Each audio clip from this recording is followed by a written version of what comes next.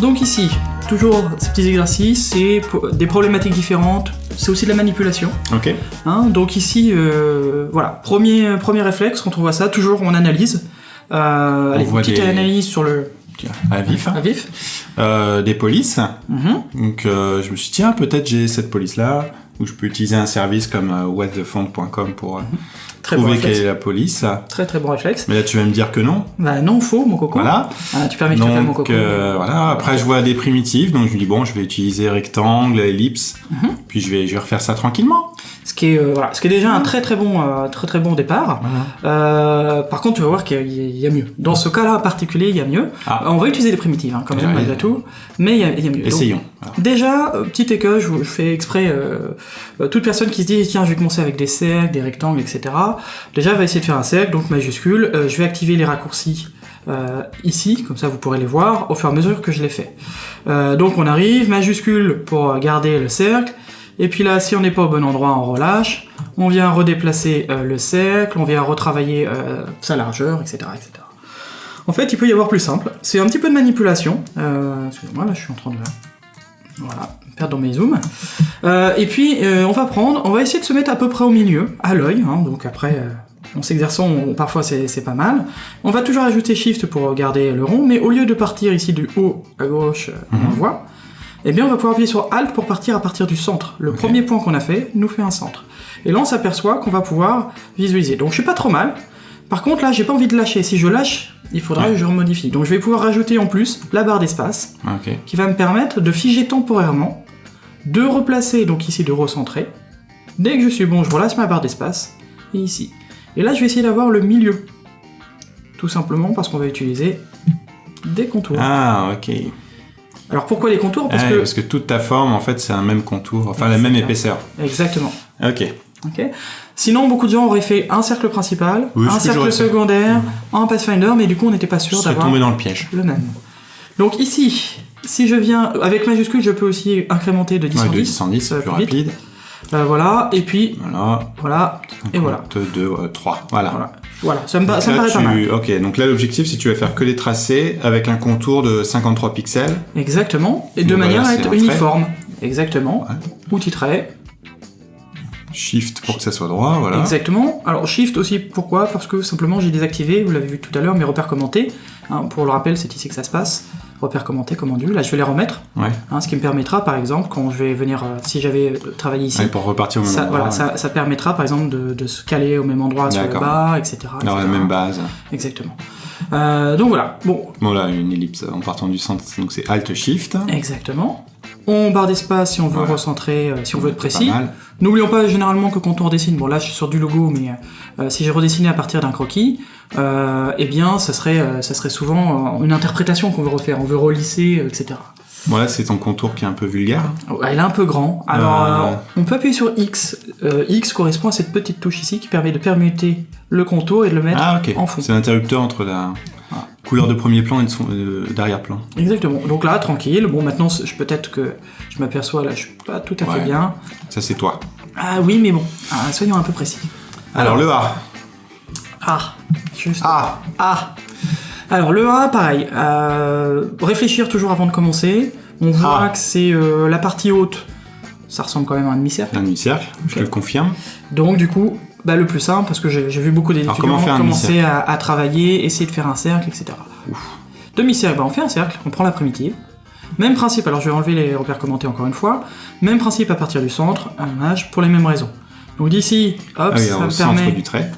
Là, tu vas trop, là. Je vais trop, parce que là, ce que je voulais, en fait, avec ma barre d'espace, je voulais trouver, en fait, le cercle extérieur. Je relâche ma barre d'espace et maintenant je peux revenir au milieu. Oh là là, ok. Ça c'est juste de l'exercice. Comme ça tu repères ton centre. Voilà. Non, c'est bien. Et c'est de l'exercice de manipulation aussi, volontairement. Pour un petit X. Voilà. Là je vais faire mieux, je vais prendre ma pipette. Et tu prends la propriété. Parce que comme ça il va reprendre le même contour. S'il avait fait X, il n'aurait pas forcément repris le même contour. Oui, c'est vrai. Et puis là c'est un cercle. Alors comment t'as un point en trop. 1, 2, 3, on va supprimer ce point. Flèche blanche. Flèche blanche. On supprime. Ok. On a vu dans le premier épisode sur la plume que si je prends mon outil plume, que je reviens sur un tracé qui est ouvert, donc là maintenant il y est. Il met le trait. Ça veut dire qu'il reprend le tracé. Je vais remettre mes repères commentés. Ok, comme ça on va voir. Comme ça tu prends la même base. Exactement. Là on voit bien qu'il me propose tout de suite l'alignement et il me propose la base en bas. Hop. Et c'est fait. Hop là. Oui, il aurait fallu que je reclique. Là j'avais refait un autre clic intermédiaire. Ici. Voilà. Ok. Réflexe que beaucoup de gens font. Tu te dis je vais aller de l'autre côté. Et puis là on voit le petit rond. Et le petit rond ça va fermer. Ça ferme. Bon. Ok. Donc là, deux façons principales de s'en sortir. Il faut d'abord désélectionner. Donc soit j'appuie sur ma touche commande, contrôle sur PC, et je clique à côté. Soit je fais raccourci clavier, commande majuscule A. Ok, bon, celui-là faut le connaître quand même. Ouais, celui-là je l'utilise tout le temps. Ok. Tout le temps. Parce que parfois en cliquant à côté, on resélectionne d'autres choses, d'autres tracés qui sont transparents mais qu'on sait pas. Commande majuscule A. Je vois où tu. Et donc là, même principe.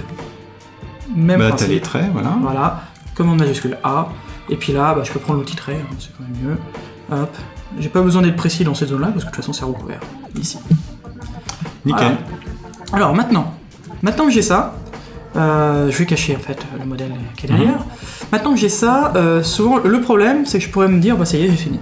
Et c'est le cas, j'ai fini, la partie dessin est finie. Le problème c'est que si je donne ça à quelqu'un qui va avoir du mal, qui débute ou qui veut l'en prendre et qui réduit en fait mon logo. Oula, ça m'est arrivé plein de fois ça.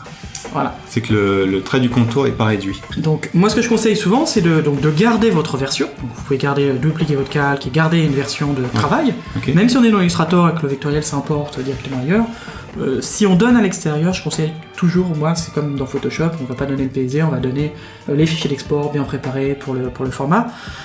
Donc là moi ce que je conseille c'est toujours de faire ça. Et donc là du coup vous gardez comme ceci pour en cas où vous ayez besoin de faire des versions.